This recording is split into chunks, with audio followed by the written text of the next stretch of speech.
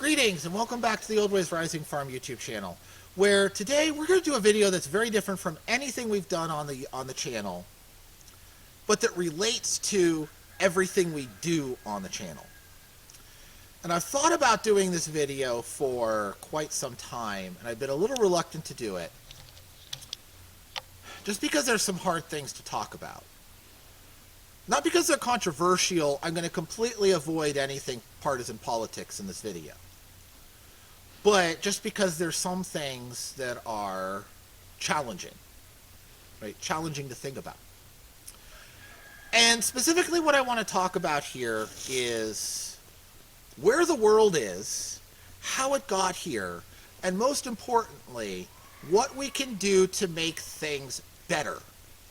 So many people want to get on and want to just talk about doom and gloom and everything's going to, you know, soil in a handbasket, and and just complain, right? We're not doing that. This is about solutions. But in order to talk about those solutions, we need to talk about the causes of change. I don't believe that there has to be a disaster, but there is change. Disaster will only come if we ignore the fact that there's changes or fight a war with each other. That would end everything. We cannot do that. We must choose the way of peace. But in order to accurately identify how to make things better and what to improve on, we have to know what is changing and what are the forced changes that we're about to see. And that requires unmasking the situation. Now, this isn't going to be a political video, at least not in the partisan politics sense, in the, classical Aristotelian sense that any moral social person interacts on a political basis. Sure, we're moral social people, so there's that. But nothing partisan. It's not the purpose. We want to look at the structure of what's changing in real material terms and unmask those changes. This is going to be very philosophical and very scientific. And keeping with that idea, back in the days of the Greek plays, at the end of the play, all of the players would come out and unmask themselves to reveal the true face. And the Greek word for unmasking reality and revealing its true face is apocalypse. Doesn't mean disaster. It means unmasking. So let's take some time together today and unmask some of the realities that are changing our world. Now, I promised we were going to get a little bit philosophical, and we're going to now honor that promise by getting a lot philosophical. So, I want to talk early on in this video about a thought process called Plato's cave. Plato comes from the Socratic school in ancient Greece. He is the student of Socrates and teacher of Aristotle. And he wrote a lot of things, but his allegory of the cave is one of the most famous things that people know him for. So if you've already heard this story, just bear with me a little bit. I am going with it in a certain direction. But to start, I want to tell you the story of Plato's cave. It is framed as a conversation between two people, and I'm just going to kind of paraphrase it a bit here and give you the crib notes version. One person is talking to the other, and as I'm telling the story, keep in mind that this whole story is about the human condition, not about groups of humans. Okay? It's about all of us together. There is a tendency, especially in times of stress and strain and anxiety, to play us versus them games. This is not an us versus them story. This is about our lot in the universe together, okay? As brothers and sisters and recipients of one nature, one existence, one way of interacting with the laws of nature and physics, which drive everything forward, right? We're all together in this.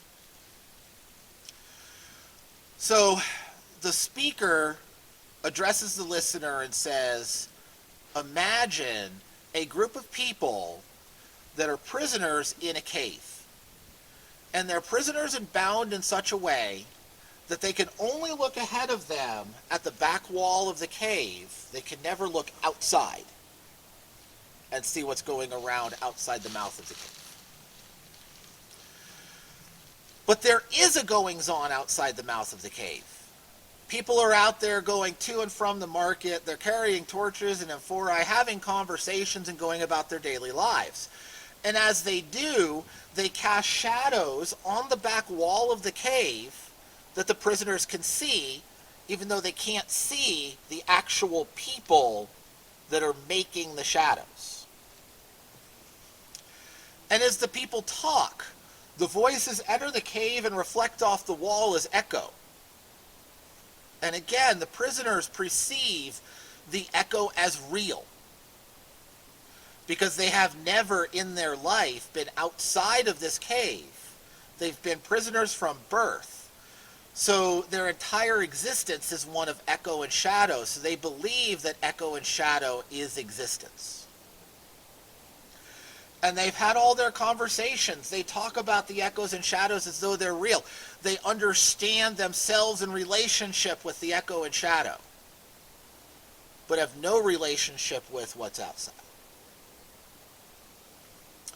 And then one day, one of these people of echo and shadow is loosed and is able to turn around and look out of the cave. But never having been in the light before, he is immediately blinded, shocked, and falls in pain because the light is too bright. He wants to run back into the cave, but people see him and grab him and pull him out because it's better outside of the cave than inside the cave. He's angry at them at first because he feels the pain of the light. He doesn't know how to he doesn't know how to relate to it. He doesn't know that it will ever end, that his eyes are capable of adjusting and seeing the light well. So he's angry at his rescuers. But sure enough, in time, his eyes do adjust. He's able to see the people and the events and the torches and hear the conversations that are creating the echo and the shadow, and he understands that they are everything and the echo and shadow are nothing. They are just a reflection of a greater existence. So this freed prisoner wants to go return and save his fellow prisoners, so he goes down and tells them of what he sees, but they think he's crazy, because they have never known anything other than echo and shadow. So they do not understand how to assimilate the information he's providing to them. They've known this their whole life. You can't blame them. And when he coaxes them to turn around and try to peer out, the light blinds them as well. So they don't want to leave their imprisonment. Now, there's more to the allegory, but that's enough of a nutshell version for this little conversation. You get the gist. And again, don't turn this into an us against them story. Right? Don't say, well, the people in there are the masses and the people outside are the politicians or groups we don't trust who want to steal our jobs or keep us in slavery, or conspiratorial groups running around controlling things from behind the scenes. No. None of that. All of those people that would be conspiratorial groups or politicians or neighbors that we don't trust, they're all our fellow prisoners in the cave. And the arguments about what is a job, who has the right to have it, what does money mean, how does that relate to politics, all of those conversations are conversations about the echoes and shadows. We are all the prisoners in the cave together, because we are all equally human and equally bound by the confines of a physical frame. So if all people are the people in the cave, what are the people outside the cave? And the answer is the physical and metaphysical realities that reflect upon the world we're able to see. Now again, remember, this is coming from the Greek world. So to the Greeks and the Romans, physics was music and metaphysics was mathematics. Okay? So there's a lot wrong with that. It was very advanced for the day, but there's a lot wrong with it too. So let's just superimpose on that the laws of nature, the laws of physics, right? The standard model of particle physics and general relativity, right? The fundamental realities that actually drive the world, okay? If people say money makes the world go round, that's a religious statement about a shadow in the cave, because what actually makes the world go round is the law of conservation of momentum. The actual physics of the actual reality in which the reflections exist. Okay? So why is it painful for a prisoner to leave the cave and look at the actual reality? And the answer is because we realize very quickly that we are not in control of our own destiny. We are not the wind.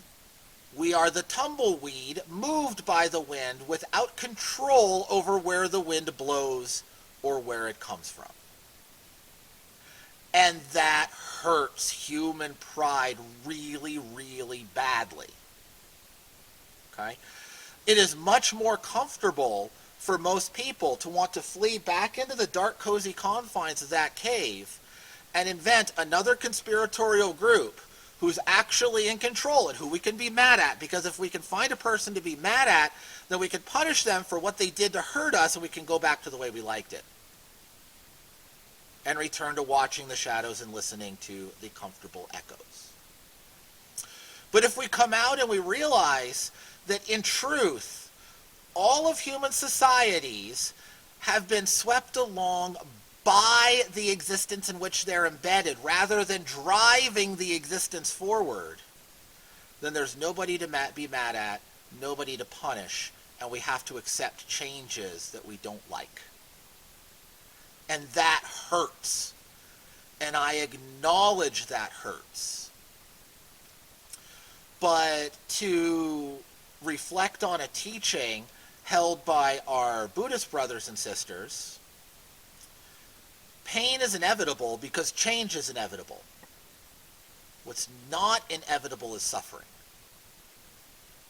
If we accept the discomfort that comes with healthy change, we don't have to suffer. We can move forward in a differently structured existence, but still be productive and find a happiness there. And that's the real lesson of the cave. Not one group of people controlling another group of people, but all of us together recognizing that there is a larger reality, and I'm deliberately leaving this vague. I don't want to go down either partisan politics rabbit holes. I don't want to go down religious rabbit holes. I want to leave this sort of generic, okay?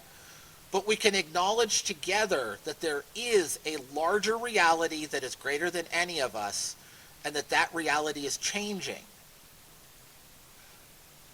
If we can do that, and we can relearn how to love our neighbor even when the changes around us are uncomfortable, we don't have to suffer. We can look at the light together. We can identify and acknowledge the changes that are coming. And instead of fighting them and running back into the cave, we can embrace them and move forward together in a better way. Okay, so let's start thinking through what our environment, circumstances, biology, and physical realities actually look like. And the easiest way to understand this, to understand population dynamics and how a population interacts with resources, is to distill it down to the absolute simplest, least complicated, most predictable case. Talk about that, and then we'll zoom back out and examine the complexities that happen in real situations. Okay? So the absolute simplest possible case is bacteria in a flask, because you have one organism and one food source in a closed environment with predictable temperature, predictable behavior, predictable everything, so you can do the same experiment again and again and again and have the same results. So the first step is to understand how growth of a population works. So think about your bacteria. You start with 2 bacteria, and they split and divide, and they double. So now you have 4 bacteria after the first doubling, 8 bacteria, second doubling, 16, 32, 64. After 5 doubling times, you've gone from 2 bacteria to 64 bacteria. And this is how we examine population growth, by doubling time. Now, it's a little different with larger organisms, but you still have a doubling time and they still fit the same mathematical pattern. Okay? So, the rate of change changes over time, because if you think about doubling from 200 bacteria, let's say you start with 200 bacteria, okay, then you're going to go from 200 to 6,400 in the same time period that it took you to go from 2 to 64. So it's 2 orders of magnitude more growth in that population than in the initial example. Okay? If you start with 2,000, you go to 64,000 in the same 5 doubling times. If you go from 2 million to 64 million, same time interval. So the rate of change changes. And here's what it looks like. If we draw a graph, and I am drawing this sideways from your perspective, so forgive me for that, right? So we have population increasing this way and time proceeding that way, okay? So when we have our low starting inoculum of bacteria, it's growing but very slowly. And then starts to get up a little speed, a little more speed. And then when we hit, billions of critters, we start to pick up speed really, really quickly. Okay? So the rate of change changes. And this is if you've ever heard people talking about a hockey stick graph, this is a hockey stick graph. Okay? And there's 2 phases that I've drawn so far. The first phase is called the lag phase, because growth is lagging behind. And then the second phase, after we hit this inflection point, is the log phase, logarithmic growth or exponential growth. Okay? And this should be straight. Let me just correct that. Okay? Now, what's happening with resources? Well, at the start of our experiment, we have almost no bacteria, and we have, I'm going to draw resources in blue, a ton of resources because we just gave this bacteria some fresh broth. And we have almost no bacteria eating them. So from the perspective of these bacteria, the resources are functionally infinite. Okay? But now, as growth starts, we start to consume those resources. So during the lag phase, resources are consumed, but very, very slowly. Okay? But then when we hit this inflection point, the resources start to be consumed much more rapidly. Okay? Like that. So at the point that our population is growing exponentially, our resource depletion is also proceeding exponentially. So the growth line and the resource line are basically mirror images of each other. Now, there's a key point on this graph. That's right here. Okay? This is the carrying capacity of a population.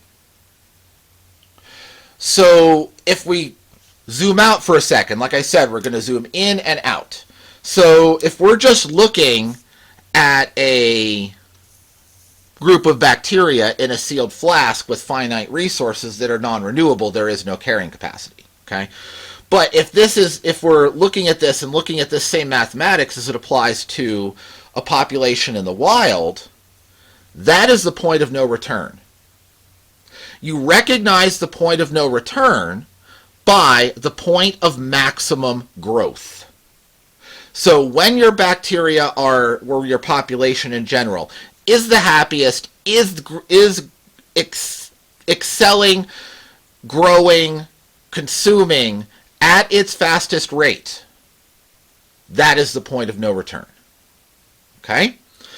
This is where, and that's also, so if you're looking at the growth line, the point of maximum growth is your point of no return. If you're looking at the resource line, the point of half consumption, when you've gone half through your resource, is the point of no return.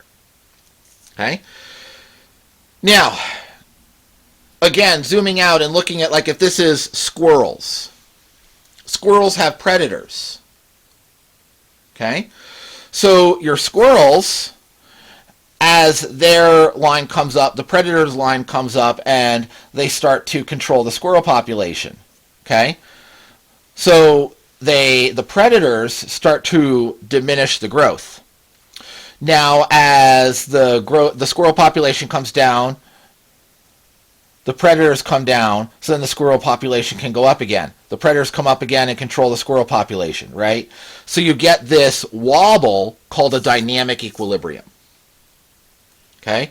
So if the predators and prey are in balance, such that the predators can control the prey at the carrying capacity, you get this wobble form, almost like a wave form, representing a dynamic equilibrium of predator-prey interaction.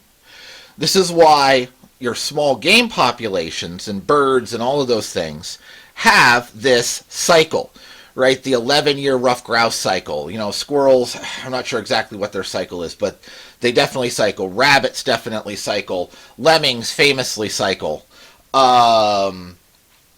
Muskrats cycle, right? All of these things, these small prey items that have predators in their environment, have this wobbling cycle. Okay? Now, this rule I was just talking about of having a carrying capacity and a safe consumption level only works for renewable resources. Okay? If this population depends on resources which are non-renewable, the safe level of consumption for non-renewable resources is the same as the safe level of consumption for lead paint. It may take a while for consumption to catch up with you, but it eventually will. When it does, the end will come slowly and painfully and will be marked by violent insanity. Okay? So, think of consuming non-renewable resources as consuming lead paint. So what happens? Well, with our bacteria in our flask, these nutrients are non-renewable, okay? So once we get down into this range, where there's a lot more bacteria than food, but there is still some food left, right? Hasn't gone to nothing. Growth starts to slow down, taper off, and then once food is gone, the population plummets, okay? So in our bacteria curve here, we have the lag phase, the log phase, a brief period of stasis, followed by the exponential death phase. Now, again, this is oversimplified because we're talking about bacteria, but it's still useful.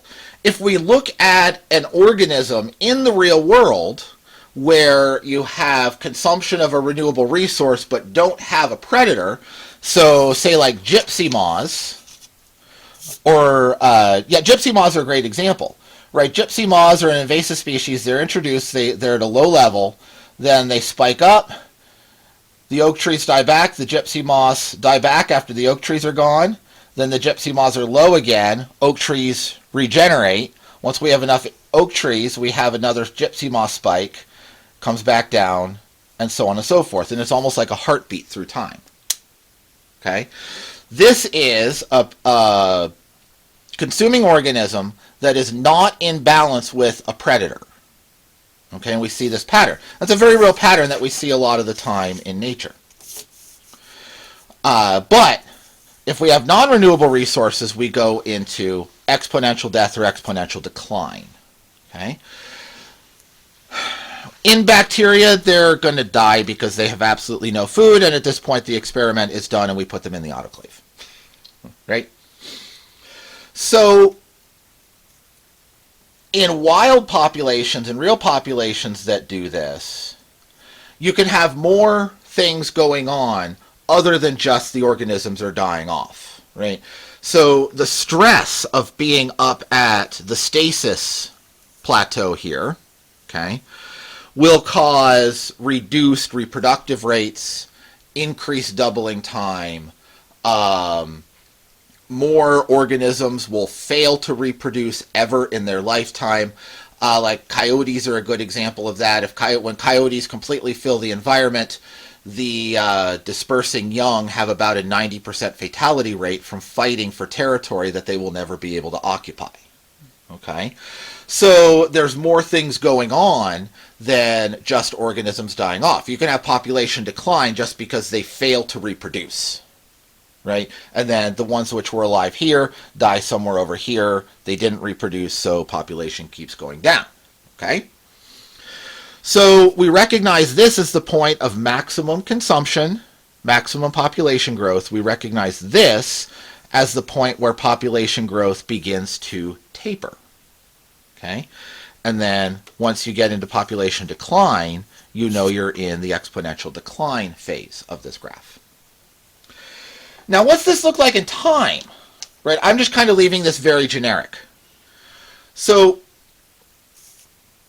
with bacteria, they're very sensitive to how many, the length of time that this takes from beginning to end is very sensitive to how many bacteria you start with. If you start with just, 2 bacteria in a flask, or the absolute smallest inoculum possible, this can take 36 to 48 hours to go through, and they double about every 20 minutes. Most bacteria have about a 20-minute doubling time. I'm being a little bit hand-wavy deliberately because we're just talking about this in sort of a back-of-the-envelope way, so to speak. But you're going to take between, 36 to 48 hours is about 100 to 150 doubling times, okay, for the whole thing. But the exponential growth phase is only about, right, from here to here, it's only going to be about like 4 to 6 of those doubling times. You get 1 doubling time at the top, and then it tips over pretty quickly, and this exponential decline is about 2 doubling times, right? So from this 100 to 150 doubling times in this whole growth process, only about 10 of them are in the really things are exciting phase. Okay? Now, because this is so sensitive to starting inoculum, when we're doing experiments that we intend to be reproducible in the laboratory, we start with a standard inoculation rate, which puts you right about here in the middle of the lag phase, and it is 5 times 10 to the 5th CFUs per mil, okay? And that's colony forming units per milliliter of broth, right? So that's a standardized inoculum, which puts you right about in the middle here. And then usually from here to here is about 18 hours. For most of your bacteria. Okay? Most of the commonly used research organisms, I'll put it that way. That midpoint, we're going to talk about that in a second. So that's the simplest, easiest to understand model. How does this look with us? Right? Because we don't care so much about this ultra-simplified bacteria. We want to understand, why is the world the way it is today for us? Why does the world feel the way it does today for us? But we have to understand in having this conversation that we are biological organisms and we are subject to all of the same laws of nature that govern this pattern. Okay? Just like these bacteria are a tumbleweed being blown by the wind of doubling time, so too are we. Okay? We cannot escape this. We are part of the cycles of nature. We are nature. Okay? Human beings are nature. And if we look at our doubling time, instead of being every 20 minutes, our doubling time is every 40 years.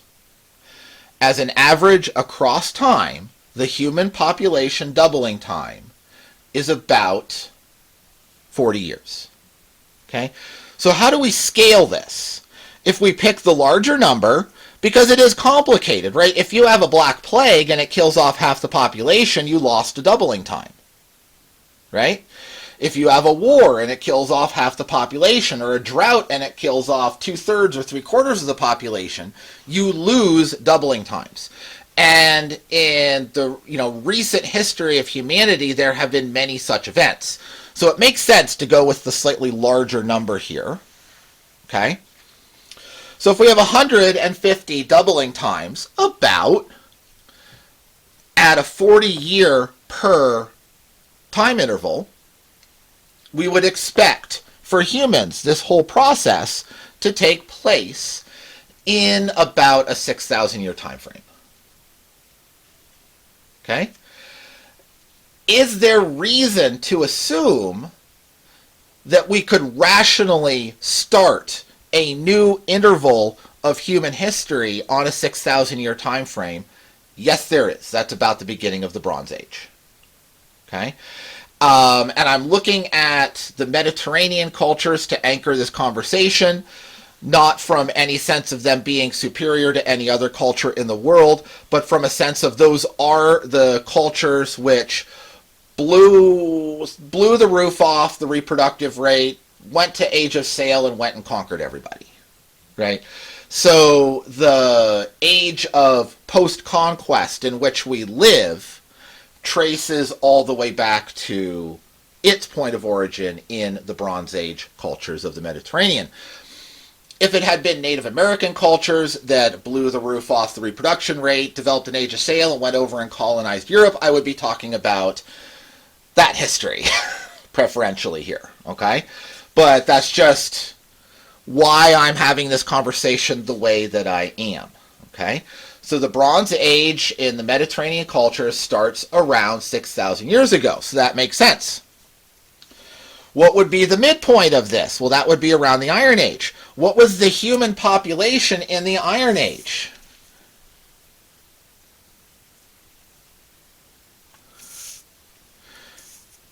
Two to 3 times 10 to the 8th. Okay? 200 to 300 billion people. Estimated world population at that time.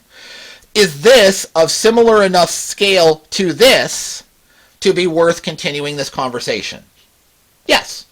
Right? Not identical, but again, this is a gut check kind of conversation, right? Can we understand ourselves and what's going on in the world in terms of this pattern? Yes, we can, right? 6,000 years ago is a logical start of an interval. It also follows a previous interesting collapse that we can't describe well with the Göbekli Tepe culture. We found this amazing, sophisticated, fully developed urban center before the Bronze Age, thought it was a one-off city for a long time, and now archaeologists have done better survey and better analysis and discovered it's a whole culture that was building sophisticated, concentrated urban centers before the Bronze Age and then disappeared. So there was a collapse right prior to the Bronze Age, right? So we can't describe it well. I'm not an expert on the Göbekli Tepe culture, so I'm just going to leave it there. If there's any experts on that, I'd love to hear your thoughts in the comment section. Still fascinating. But it's still fascinating, right? So, yes, there is reason to believe that this graph looked a whole lot like that right before here at the 6,000 year time period. Okay? The gypsy moth pattern. The midpoint of human populations is of the same scale. It's in the millions, right? Hundreds of millions, and it's comparable, not identical, but right, supporting evidence. It's in that same range. It's maybe probably more like a little bit there, but fine. Mm-hmm. Okay, that's fine. That's within our allowable wiggle room, right? Also, that's a relative population per mil, right? So if you have 2 mils of solution, double it, right? And then you are right with that, okay? But yes, that's Iron Age is a reasonable midpoint for putting humans on this curve, okay? So where are we now? Well, 6,000 years says we should be writing over a dog hole there. So if this is 6,000 years, right, from here to where we are now, we would expect to be somewhere in there, okay? Where are we? Well, what was the point of maximum human growth? The baby boom. Right there. The maximum sustainable human population, assuming all resources being used are renewable, is World War II and the early baby boom. Okay? I'm just going to label this BB. Baby boom. That was our carrying capacity. Now, if you remember, back in the 60s, there was a whole lot of literature about this. Right? Silent Spring came out and said there's going to be a lot of problems if we don't change what we're doing. Paul Ehrlich in the population bomb said there's going to be a whole lot of problems if we don't stop breeding like bunny rabbits. And they were poo-pooed because people didn't really understand the time intervals they were talking about. Our concept of time, our intuitive concept of time, is wrong. Okay? So if we assume that the explosive growth starts early Industrial Revolution, I'm just going to say IR there, Industrial Revolution, this is the baby boom, we would expect about 4 doubling times, give or take 1 or 2, okay, right? There were some big wars in there that could stretch it a little bit, and we really manipulated our food supply, which would shrink it a little bit. So there's factors that could alter this, okay? So we would expect this to be about 150 to 250 year interval, with the baby boom somewhere in the middle of that, World War II somewhere in the middle of that. Does that line up with history in approximate terms? Yes, it does. So Paul Ehrlich is looking at exactly what I'm describing to you and say, we're right about at that point of no return. We might want to think that through a little bit. But it didn't feel bad here, because the point of no return is the point of maximum growth, maximum abundance, maximum everything. The world feels better than it ever has before or ever will again at the point of no return. So when all of these warnings came out in the 60s, they were dismissed because it didn't feel bad. But the scientists that are looking at this information, they're the ones that are going out into the daylight and burning out their retinas with the discomfort that lies at the core of any hockey stick graph. Okay? So they're talking about that. They're talking about how dangerous a point we were at then, and the people who are still back in the cave, when those scientists came back into the cave with their book and tried to share what they saw about the outside world, it was too uncomfortable to look at and dismissed. Right? So, where are we now? I believe that that is the 2008 crash. Okay? So this is the point at which resources are becoming sufficiently scarce right through here. You know, it's like right about here, millennials are born. Right? Or, yeah, between there and there. Okay? Millennials are born. And between like here and here, boomers are retiring. Okay? So, I believe this is the 2008 crash, approximately. Maybe this is the 2004 dot-com bursting. Maybe this literal point is now with the economic slowdown. But, right, it's in this area. We are currently having this conversation somewhere up here.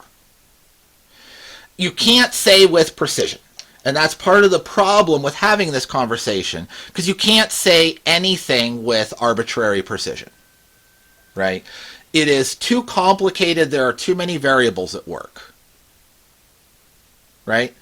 So, I believe that we are right now up here. But again, we would expect this oval to be one doubling time, or about 40 years. So it's not instantaneous. Okay? It does explain a lot about society, though. So a lot of people in the general political conversation are talking about, why is there such a generation gap between the cohort of boomers plus Gen X and millennials plus Gen Z? This is why. Boomers are born here at the point of maximum growth. Okay? They live their whole life and career through the top of the exponential growth phase. And they're retiring into a stagnation. In the boomer Gen X imagination, they see a world that has had bumps and dips in it, but they see a world that looks like this. And they're looking at where we are now and saying, well, this is just another dip, and they imagine it going back up. That's not going to happen. Okay? If you're millennial or Gen Z, you see a world that's looked like this, and you imagine it's going to go straight down from here. So when somebody is deeply invested in this notion, and another person is deeply invested in this notion, it's really hard for those two people to have a productive conversation. Mm-hmm. But if we zoom out, look at the light a little bit, recognize this whole pattern, we can have a much more productive conversation. And that's part of my hope of this video, okay, is introducing this idea of why this is the way it is. So, if we assume this, then what does that say about our resources? Well, let me redraw this here a minute. So for this redrawing, I just want to kind of talk about the Industrial Revolution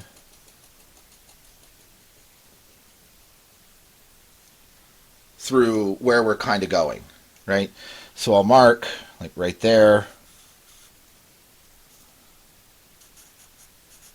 baby boom, 2008. Okay.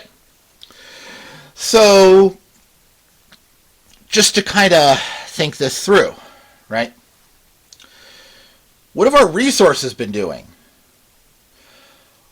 Well, for one thing, agriculture exploded with the invention of the tractor and the Industrial Revolution and the subsequent Green Revolution in the 50s. So agriculture had been fairly flat. Then early industrial revolution, it explodes.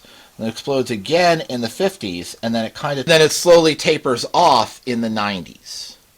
And there's evidence that it's slowly tapering off in the 90s from the decline in water availability. Okay, citation in the description box on that. The Ogallala Aquifer is the lifeblood of the Great Plains agriculture, and it is in decline. So let's draw water extraction.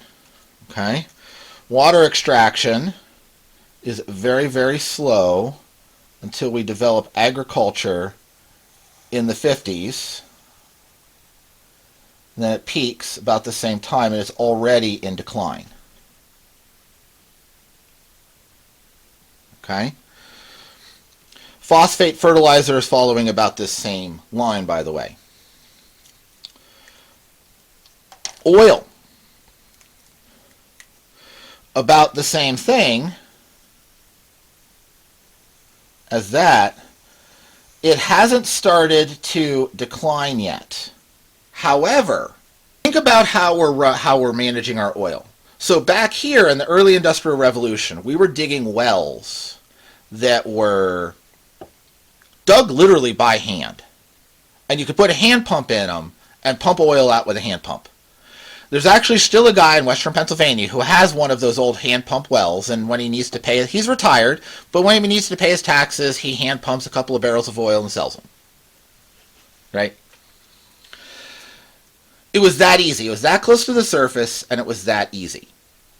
So almost all of the oil that you produced got to market as a finished product. There was a little bit of energy cost against that oil in refining needs, right? So you have to generate heat to refine oil.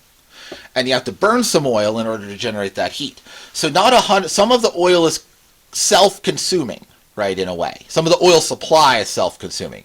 You take a barrel over here and you burn it to refine this barrel over here. So some is consumed in the process. But those early oil reserves, the EROI is like 50, which means it's taking 2 gallons of gas in order to find, drill, pump, move, refine, and deliver 100 gallons, right? 100 barrels. 2 barrels to make 100 barrels. Okay, so very, very high yield. The bottom EROI of anything that I've seen in published data is 2.5.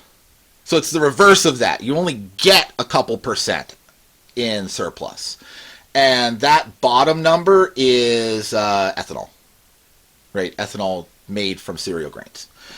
Citation in the description box. Okay? Oil and EROI. I'm giving you my citable sources. If I'm wrong, it's because the sources are wrong. Okay? So we have, back here, oil that's very, very easy to develop.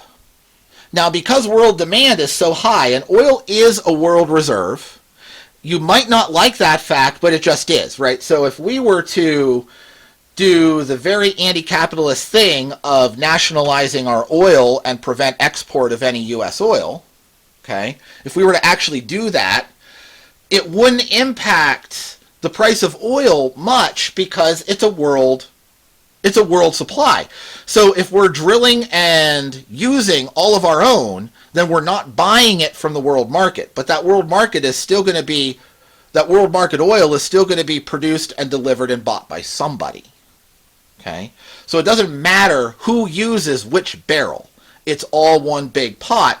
And even if everybody was to nationalize their own oil reserves, it would still be one big pot. Okay, for that reason. It just is a world resource. And all commodities are world scale markets, and that will continue until after the oil era ends. So there might be nationalizable commodities at some unknown point in the future, but oil will never be one of those, because it is the existence of the oil economy itself which is driving international trade. Okay? So oil's doing this, but we're working harder and harder for less and less because of that EROI thing. Okay? So let's say that this is This line is the level of barrels of oil pulled out of the ground. Okay? Now at an EROI of 50, most of that gets to market. Right? At an EROI of 20, less of that gets to market. At an EROI of 2, very little gets to market. Right? So even if we hold barrels of oil constant, less and less of that oil is actually getting to the market because more and more of the oil itself is being consumed in the production and refining of the energy itself. Right? So this has an impact. Even though oil is still on the increase in terms of absolute barrels being drilled out of the ground, the usefulness of this oil to society is already starting to plateau and diminish. So I can't predict exactly what the downslope of that line will look like. But the really hard to access reserves like fracked oil and gas and tar sands and things like that and corn ethanol, those are the splinters in the bottom of the barrel.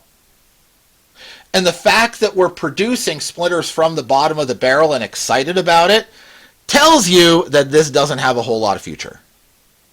Okay? Now you say, but Adam. Okay, so let's have a hypothetical oil production curve overall. Okay? You say, but Adam, there's other oil that we could go for.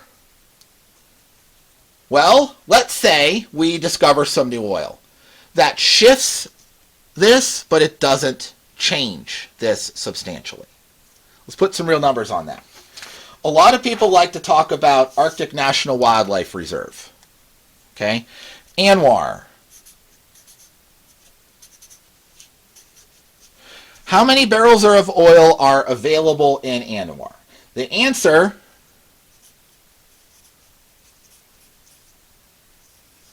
7.6 times 10 to the 9th. Okay? What's world use?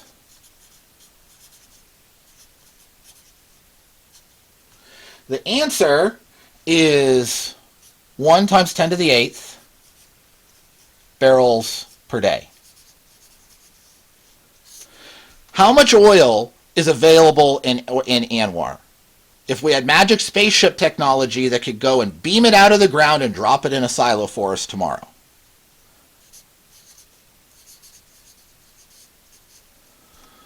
$76 days of world supply.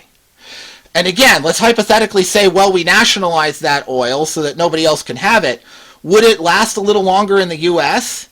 Yeah, but then that's oil we're not buying from another country that some third country will buy and use in the meantime. So when we burn through the ANWR, we're in the same spot. If this was actually as valuable as they say it is, somebody would have gotten a politician to let him in there a long time ago. And that's true of all of these hypothetical, unconventional reserves that everybody likes to talk about in politics. If they were that good, we'd have done it already. Okay? We'd have done it in the 80s. If ANWR really meant what people say and argue it means, we'd have done it in the 80s. By the way, these numbers are just quick Google search numbers. But, so let's look at this. Let's say this is our oil curve without ANWR. And then let's say right here we go and get ANWR. Here's the change.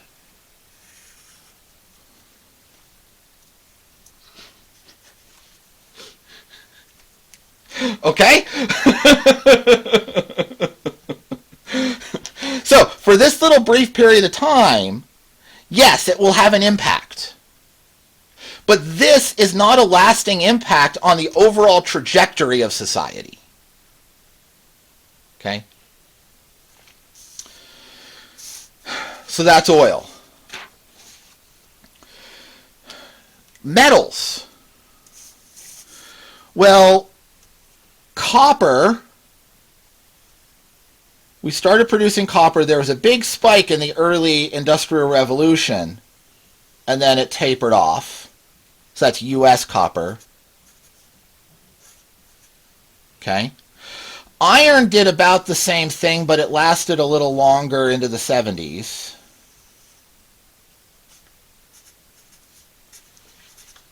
Okay? The production hasn't gone to zero, but it's greatly diminished from what it was at their peaks. Overall, the worldwide production of metals is still going up and has a lot of longevity. The two metal-producing powerhouses are China and Australia. So there's a lot of metals, but from the perspective of a U.S. citizen, we've burnt through our supply, and we are dependent on other nations to supply us metals. Okay? We're not through them, yet overall. But there's definitely a shift in the availability of where these things are. And the physics of an empty hole that doesn't have any metal in it is the physics of an empty hole that doesn't have any metal in it. Okay?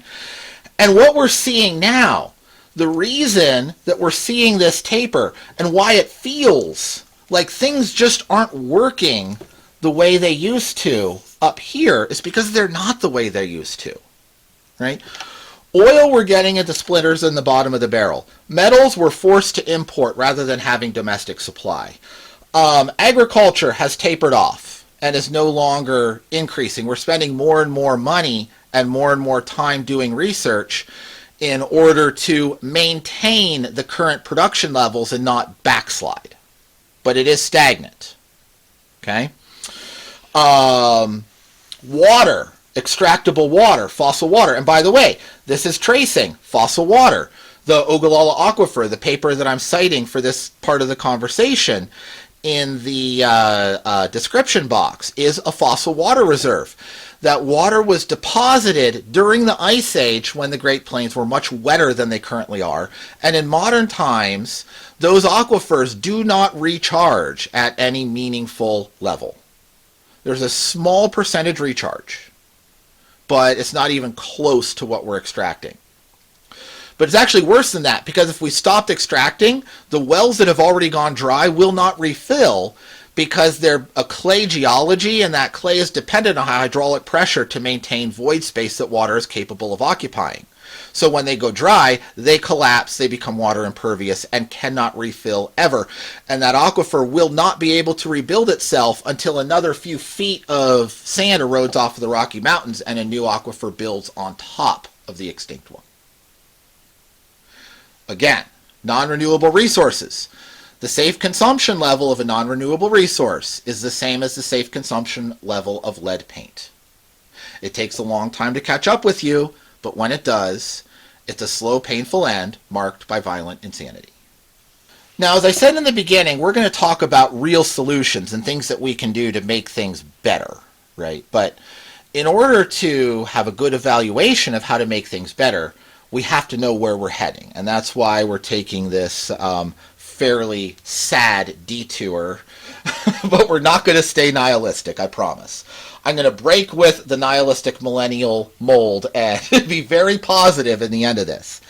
But like I said, in order to do that, we have to have an idea where we're going. Okay? Now, the energy EROI paper that I've referenced already and is cited in the description box below has a little discussion where it kind of does a bit of a riff on the hierarchy of needs. Okay, like the concept from psychology, the hierarchy of needs, where you have to eat food before you can discover your personality, right? Because if you don't eat food and you don't live, then you have no personality to discover. They do a little riff on that concept and talk about the energy hierarchy of needs and how energy flows up through a society. Okay, so at the base of the energy pyramid, and I'm going to grotesquely summarize there already a summary, right? Before we can use energy, we have to get the energy, right? So we have to get the energy before we can use it. Right? So all of the energy that goes into getting the energy, and you could also put resources in here. Okay? You can't build a car until after you've mined and refined the iron. right? So we have to get the resources before we can manipulate and use the resources. And the problem with it, the problem isn't that we're completely out of resources. The problem is that they're getting harder and harder to get, so it's taking more and more energy to get them. So the wider the bottom of the pyramid gets, right, if this expands out, it still has the same area, so then it's going to be, right, it gets skewed. Okay? You know, and actually that would be in both directions. So,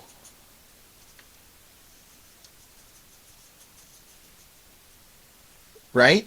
So the more energy is diverted toward developing resources in the first place, the less of that energy we have to do interesting things in society. Now again, back to, you know, the traditional hierarchy of needs, we have to eat food. So we have to put energy and resources into staying alive before we can do anything else. And then up here at the top of the pyramid are things like healthcare, medicines, education, higher services, okay? Right? Medicine, legal services, financial services, education services, things like that. All of those things are at the top of the pyramid. So as we lose energy and we lose availability and this energy gets harder and all resources get harder to get, we can't take area away from the base, so we have to take area away from the top. So the first thing we lose is this region. Okay? Then if things get even worse, food becomes a struggle. And once food becomes a struggle and we're just developing energy for the purpose of energy, well, that's this region of the graph. Close to a situation where this cycle is ending and the next cycle will begin from a much, much lower population. Okay? So I want to end this section of this video with this thought, right? We know this is getting restricted. Because this is getting restricted, this is going to diminish, and we need to find new ways to meet these needs, okay? Because down here, if we're all trying to figure out how to live through this region of the graph productively without this being just a total chaos, which is possible, okay? Remember, change is inevitable, change can be uncomfortable, but suffering is optional.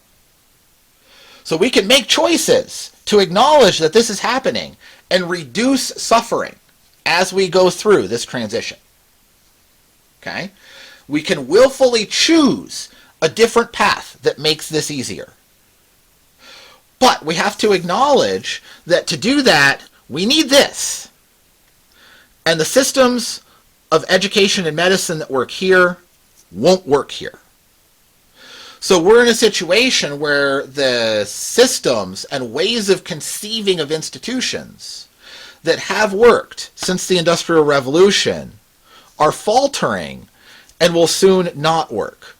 But the systems, modalities, and processes that will work here are going to be invented in the next 10 years.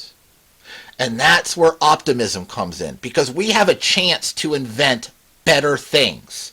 Well, I'm not even going to say better things, different things. The things that work here aren't optimized for this region. The things that work here and are optimized for this region are going to crit fail over here. Okay? They're going to roll a 1. Right? So, we have to acknowledge that we are on this path, we are on this train, there's no getting off of this train, but we can bring some comfy seat cushions along with us. As I'm making this, it's late fall going into winter. And in a lot of cases, winter is used as a metaphor for darkness, disaster, cold, fearfulness, death, etc. But that's unfair. Winter is actually a time of plenty. It really is. It really is, right? This is the time when the harvest is in, and in a traditional agrarian society, this is the time when the harvest is in and you can barely walk into the root cellar, right? This is in Semi culture. This is the time of year when the butchering season will start. Because if you butcher your reindeer early in the year, the meat rots. So you butcher at the beginning of winter, and then the larders are full through the whole of winter. It's abundant. This is the time of year when salmon and steelhead are running. There's a lot going on in winter. The really hard time is late spring, when you have depleted all of your fall harvest, but the garden isn't producing yet. So winter gets a bad rap. Spring's great too, though, right? The weather's getting warmer, it's getting comfortable, you get longer days, you get to go out and hang out outside after being cooped up all winter. But winter is really a time of plenty. The cost of it being a time of plenty is it being a little bit uncomfortable outside. But that uncomfortable cold is not unhealthy as long as you dress for it. So, if we can look ahead and we can see that there's some discomfort coming, like in the fall, we want to dress for it. And then it's fine. Then it's not fearful anymore. If you have a good coat and you have a nice big stack of firewood, you don't have to be afraid of winter. It's fine. Let's just put on our coat and go hunting and come home with a deer and stoke the fire and have a party. It's great. Okay?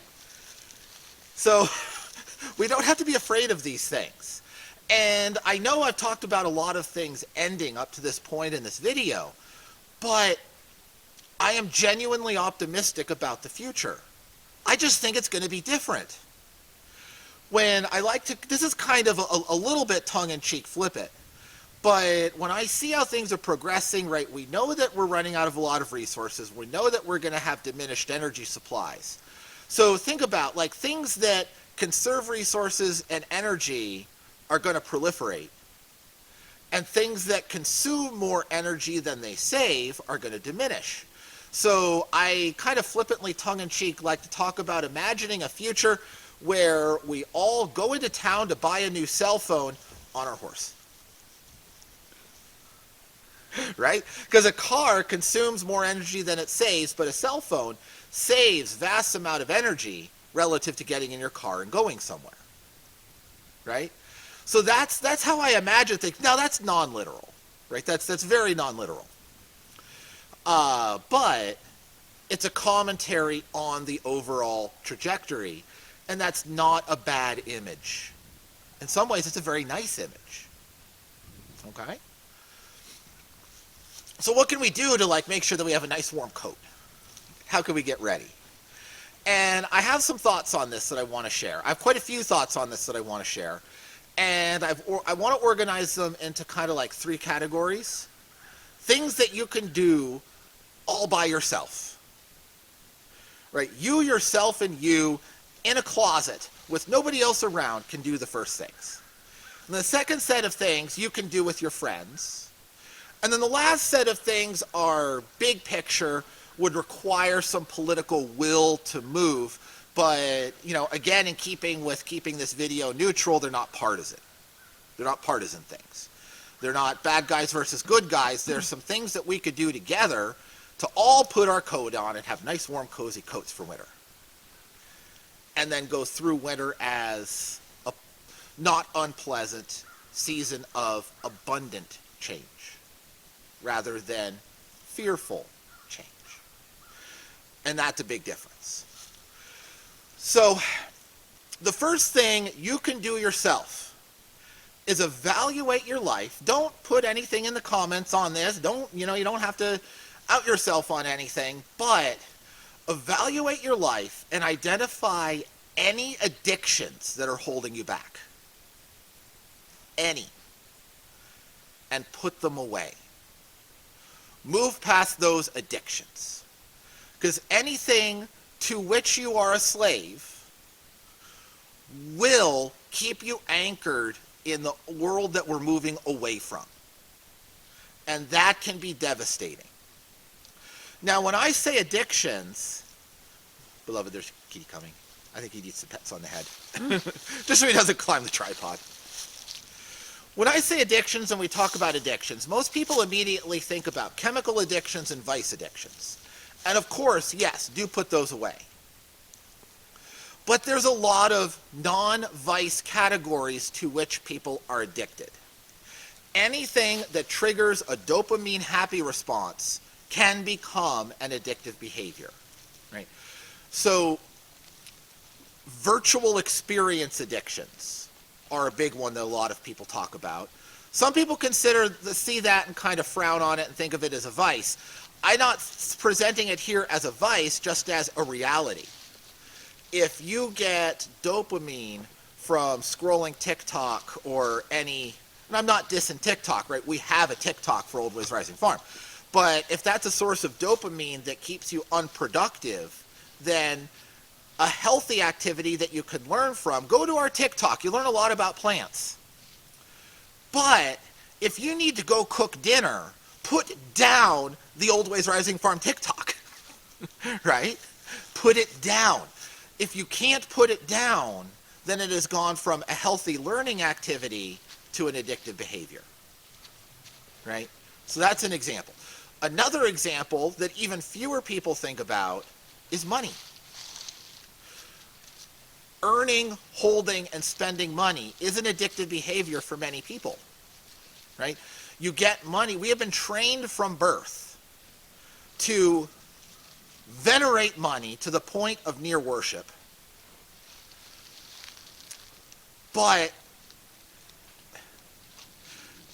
And then as you get it and hold it, to see it as a source of abundance.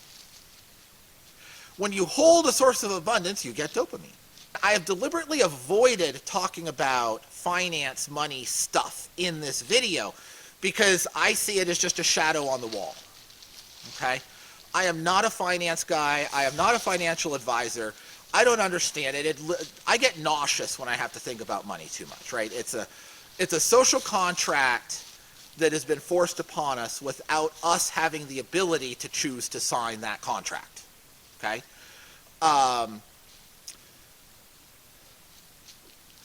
But here I do want to mention it, right? Because that dopamine reaction to money equals abundance. I get money, I feel abundant, I have dopamine. That is an addictive behavior that leads to other addictions like gambling addictions and shopping addictions. Having money is not necessarily, and working with it is not necessarily a vice, since we live in a world in which we're legally forced to interact with this social structure that we didn't have the opportunity to choose. But the love of that dopamine response can become an addiction and can lead to other addictive behaviors such as shopping addictions and gambling addictions, okay? And that leads to the next idea. If we're not going to recognize money as our primary source of abundance, that's going to lead to a different relationship with commerce. And this is where developing a make it, don't buy it mentality is a very good way to put on a nice, warm, comfy sweater for the cold months, okay? And one which leads to its own form of abundance, an abundance in which you have control over and in which you are not dependent on an external social structure. So we live in a world in which people are addicted to a set of behaviors where they're buying stuff they don't need, usually of low quality, with money they don't have to impress people they don't like. And that is really nonsensical, okay? And we do that because we have been trained and taught and indoctrinated into the idea that more stuff equals higher status equals more friends, right? So we see the quantity of things cluttering up our homes as abundance. And then get more things, bigger collections, investing in collections, right? All of this sort of claptrap. But it is a trap.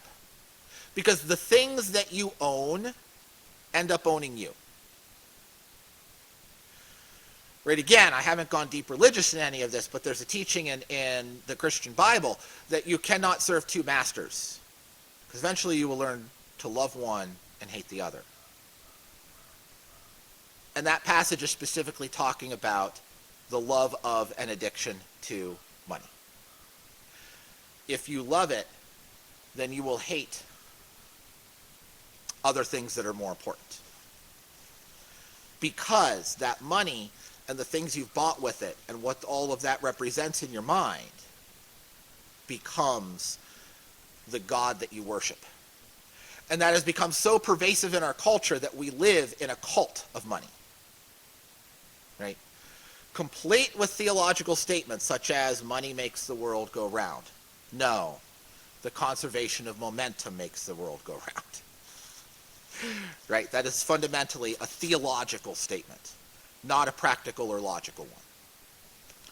So, in addition to putting away addictions, we can get ready for times of change by altering our mindset and view of commerce to first, don't buy things, make them, but that requires skill and education, and we'll circle back to that in a few minutes. But then also, when we do buy something, make it something really good and something that supports the community in a meaningful way. So instead of trying to fill the house with as much clutter as possible, think about buying the smallest number of things, but putting the maximum investment into them, so that the things that we do have are actually meaningfully improving our lives and making a difference in how we move forward. Adding capability, making it easier to be more abundant in other ways, such as tools, such as seeds for gardens, such as land access for planting, right? Things like that, such as, yes, good technology for communication, but recognizing it's for a purpose and not just trying to have the snazziest, newest, whatever, fill in the blank. Okay? So look at commerce in terms of investing more in fewer things, but having those things actually matter. That's huge. Now, to also make this work, we need to be in community. So I said invest in things that build community, but for that to happen, we need to relearn how to love our neighbor and build functional communities and barter networks. Because that's key. Even if you do have the skill to make everything that you would possibly need, you don't have the time to make everything you would possibly need. So there has to be division of labor and help between neighbors. Okay? And that's where barter really works and really excels, is in a community where everybody understands each other and knows where the needs are and how to fill them. Because real barter is not about making a profit.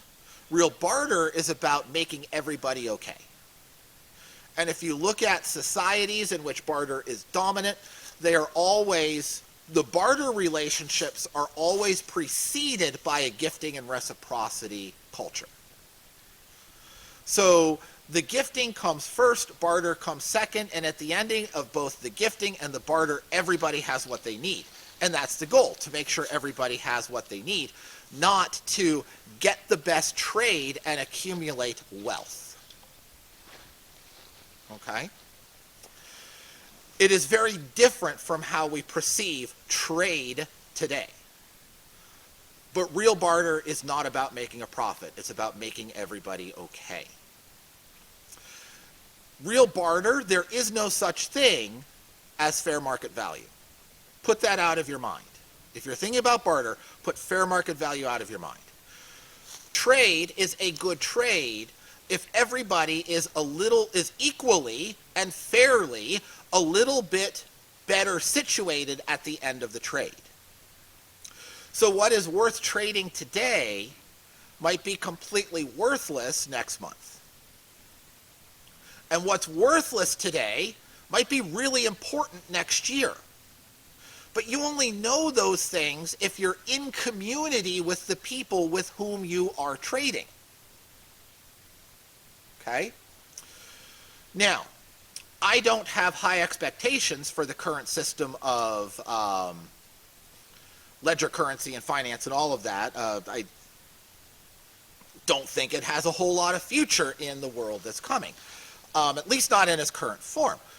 And people will then say, well, Adam, so what should I do? How should I preserve my wealth? Should I buy gold? It's like, no.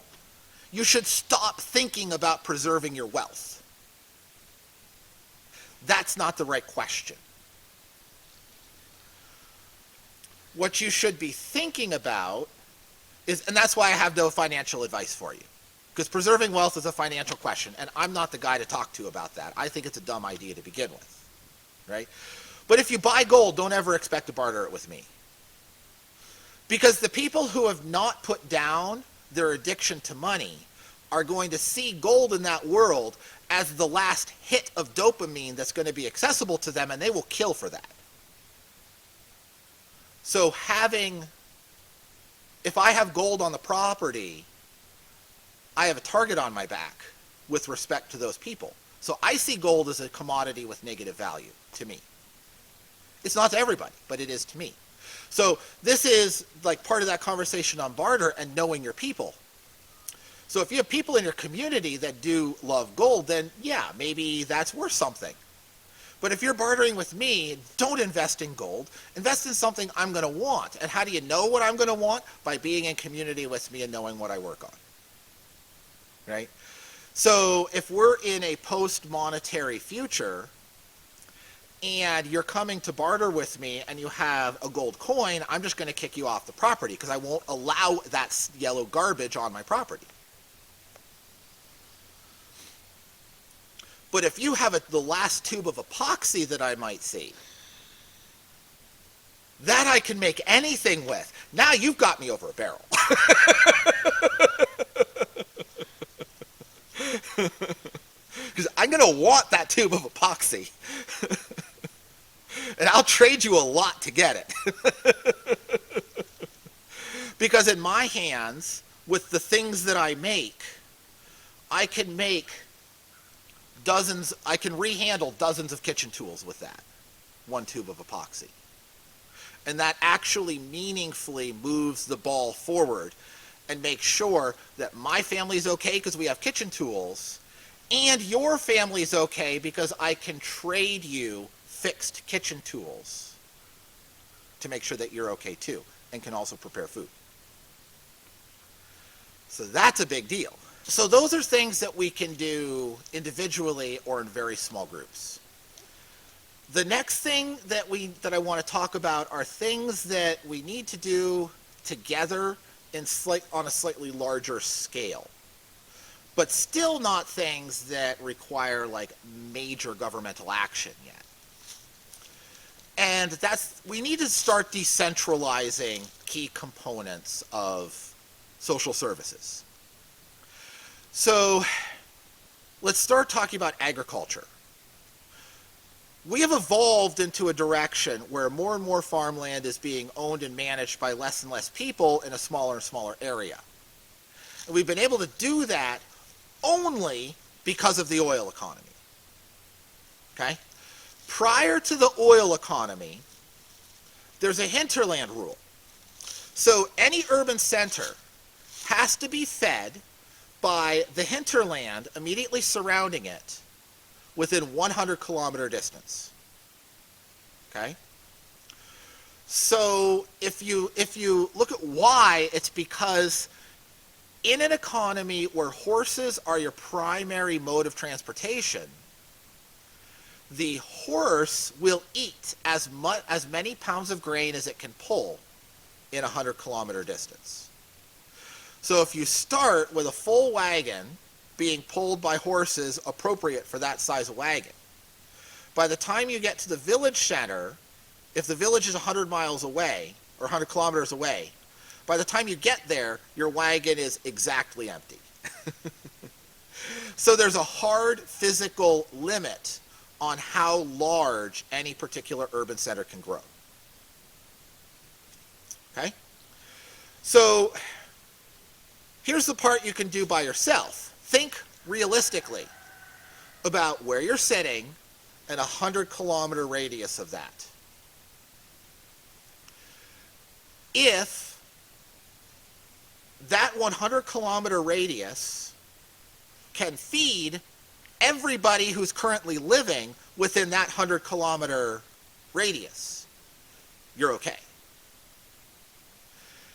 If that is not true, you have a problem. Because as we lose the ability to do mass transport of those agricultural goods, we're going to lose the ability to grow food in California for New York City. Okay? Now, historically, there were urban centers that broke this rule, but they were all supplied by a navy, and they were all coastal cities or very near to a coast. Okay?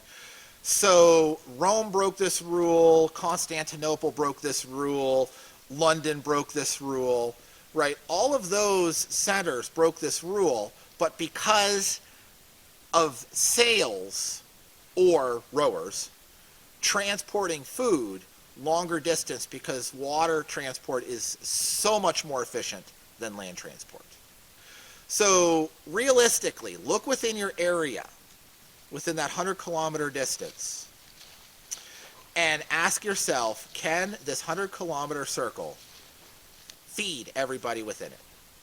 If the answer is no, then think seriously about going somewhere where that is true. Okay? Because the more people vote with their feet early on, the less of a crisis situation this will be when oil gets so expensive that you can't afford food that's been driven to its destination. But along with that, just like along with moving toward a make it, don't buy it environment requires like maker skills, doing this requires agricultural skills, and that takes time to develop. And you have to start before it hurts. It takes a minimum of 5 years of intensive work to develop a farmstead into something which can actually support the family. And that 5 years starts after you complete your learning curve, either in agriculture in general, or even if you understand agriculture in general, moving to a new environment changes the equation substantially, and there's a new learning curve. So you have to get your land, you have to overcome your learning curve, then you start the 5-year clock. So if everybody waits until it hurts, there won't be a good way out. And the oil economy isn't the only problem. Remember, we're losing agriculture in the high plains and the west coast due to extinction of the fossil water reserves. Okay? So we are slowly losing the ability to feed the large or inland urban centers on a sustainable, affordable basis. But it's a slow moving storm. So there is time to get ready for it. We get ready for it by developing the skill base and voting with our feet. Okay? In addition to this, agriculture is going to move north. Why? Global climate change. It's just a reality. We know that the climate is changing. We know that CO2 is responsible, and we know that the fraction of CO2 responsible comes from burning fossil fuels. We know that because fossil fuels can be distinguished from living carbon by living biomass fuels like firewood by carbon-14 isotope ratio, and they can be distinguished from volcanic carbon by carbon-13 isotope ratio. So when we when we look at the isotope ratio of current carbon in the atmosphere, the disparity in expected isotopic ratio matches the quantity of CO2 that we have produced by burning fossil fuels. It is a done story. Okay? The predictions are that everybody moves up about 2 climate zones. Right? So if you're in zone 5, you can kind of expect to be zone 6 to 7. Right? If you're zone 3, you can expect to be zone 5, right? Probably by the end of the century. That's a little hand wavy. It's complicated. There's more complexity to it than just that.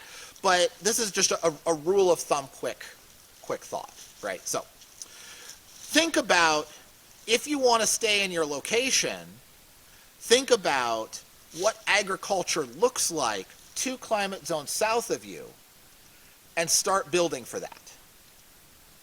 Okay? If you want to maintain your current form of agriculture, think about moving 2 climate zones north. Right? And also, the Canadian prairies are not as dependent on fossil water as the American prairies are. So the breadbasket of North America is going to leave the United States and enter Canada. So there's going to be a very large migration of agricultural capacity northward. Think about your own situation, your own context, and how you want to relate to that changing reality, because it is a reality, right? So if you're somewhere like in the Corn Belt of Kansas, eastern Colorado, somewhere like that, you really need to be looking at the Sonora and saying what grows well there. You probably don't like the answer to that question. But that's the climate you're going to inherit. If you're here in the Central Appalachians, the Central Northern Appalachians, look to the Southern Appalachians. You're probably happier with that answer. Okay? But look at your context with respect to that guideline I just gave you and think ahead. Does that thought process require action? If so, take it 10 years before you are forced to take it. Because taking it by choice will always be less suffering than taking it by force. Okay, and by force of change.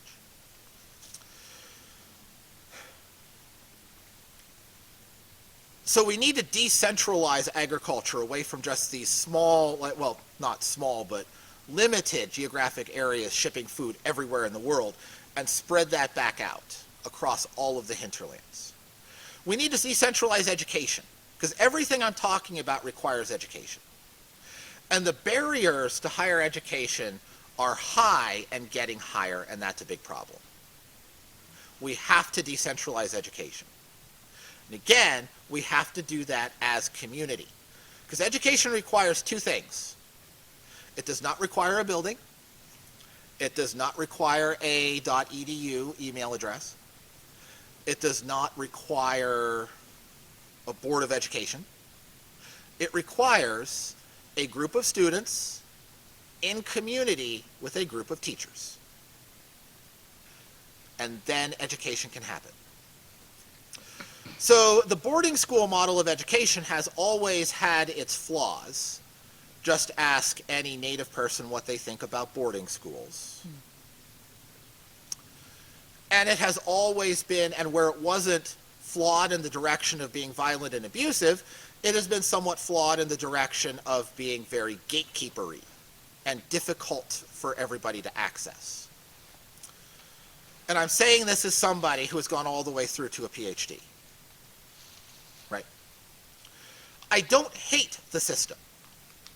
But I recognize that moving into a world with less energy makes it even harder to centralize things.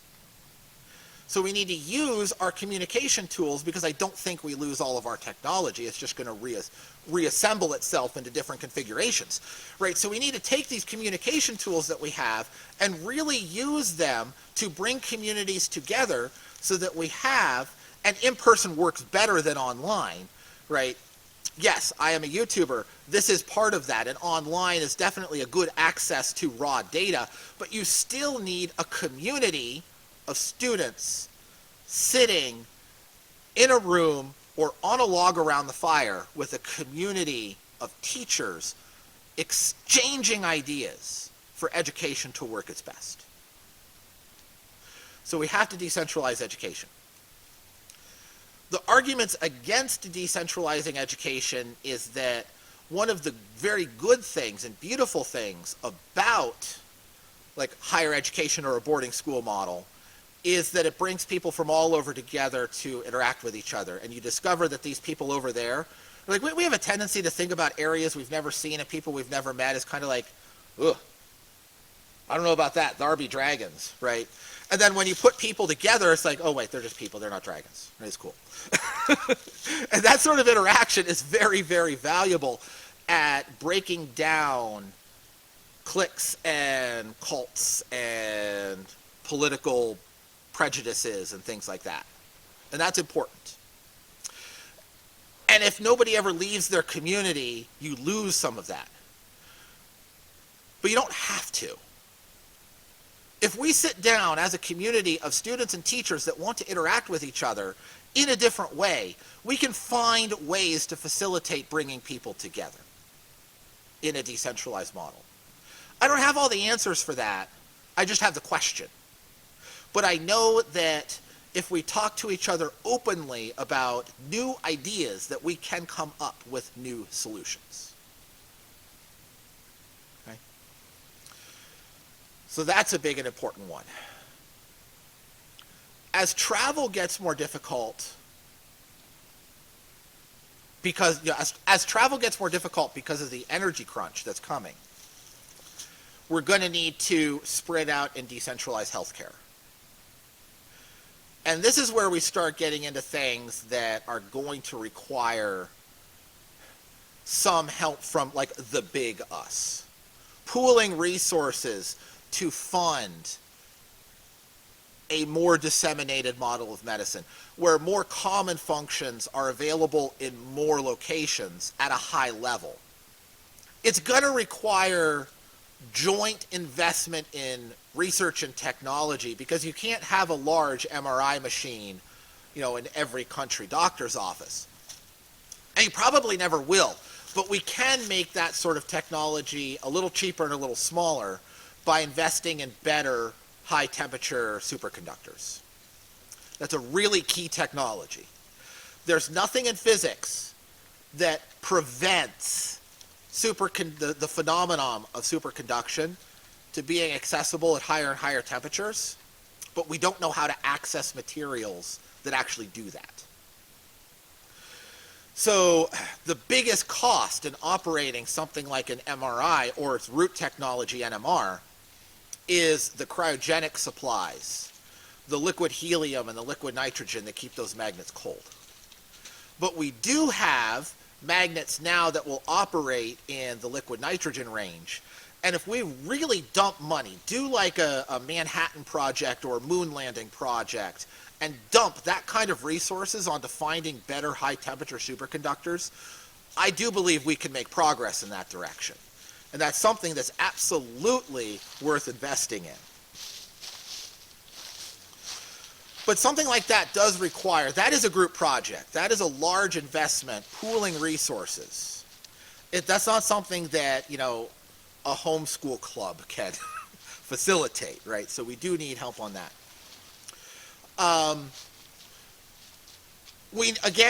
In keeping with the theme of managing a decline in accessibility of transportation, I believe it would be very, very wise to reinvest in rebuilding inland water transport. The whole East Coast used to be crisscrossed with canals, and water transport is vastly more efficient than land transport. A solar-powered major transport truck is not ever going to be feasible. That's very unlikely to ever be feasible. But a solar-powered canal boat is very feasible. So if we rebuild that infrastructure, and I say rebuild because a lot of it already exists, the holes have been dug, we just haven't maintained the locks and the barricades and such. If we rebuild that infrastructure, we would be creating a world that's much easier and cheaper to move goods in and can catch us and keep technology flowing 100 years from now when the current systems of doing that are starting to falter. That is a choice that we could make. And we could expand into the Midwest, right? The Mississippi dives so deep into the continent, the Great Lakes dive so deep into the continent. North America is uniquely blessed with deep penetrating rivers that can facilitate that sort of water transport. We just have to think through how to use them and then do it wisely so we don't kill all the fish in the process, because again, food is going to be an issue. And we need to maintain those aquatic food resources. But there's no reason, there's nothing, again, like I said, there's nothing in physics that prevents us from improving high temperature superconducting technology. There's nothing in physics which prevents us from building canals that become beautiful, productive fish habitat. We just have to think in those terms as we're designing the systems. So that's a point that we could work. We can work on energy itself. So battery technology is improving. But battery technology, the charge-discharge cycle will always have a net loss, just because of thermodynamics. Corn ethanol. I mentioned when I was talking about oil that corn ethanol is the absolute rock bottom EROI. And that's true if you're thinking about it as a primary source of energy. It's garbage in that regard. But if you think of it as an energy storage medium, and you're using solar heat to do the distillation process, it is so much better at storing solar energy than a battery, it's not even funny. And it's transportable. So that's all within current technology. It's just not within current infrastructure. But we can take the last of the oil that's available and build out that infrastructure so it's there to catch us when we transition to the next phase of human development. We can develop microgrids because the grid spanning the continent is just all kinds of inefficient crazy, but that's its own whole video if you want to go down that rabbit hole. But microgrids are much more efficient than very large ones. And there's a technology, a miniaturized nuclear technology that can fit in a box. We use them on satellites all the time. A lot of Arctic research stations and like very remote weather stations are powered by these things today. It's real technology. Okay? And what they are is a small pellet of nuclear fuel which stays warm. And then that's surrounded by thermocouples which directly make electricity from the heat of the nuclear core they're in contact with. And they use small pellets of fuel. These have been around since the 60s. This is really an old conversation. The reason you don't have your house powered by your own miniature nuclear generator is because the primary fuel for the current iteration of this technology is plutonium, which has been banned by the anti-proliferation treaties. So they're illegal. It's not that they're not technically feasible, they're illegal for anybody to hold without permits from the international regulatory agencies because of the anti-proliferation treaties. However, there are isotopes, just like there's isotopes that we can use safely in medicine because they have short half-lives. There are isotopes that have a long enough half-life to be useful, but short enough that you're not going to create a permanent no-go zone for the rest of human history. Right? There are currently versions of this that use strontium-90, which is a 30-year half-life. And there has been some research and development into making a version of this that uses beryllium isotopes with a 60-day half-life. Okay?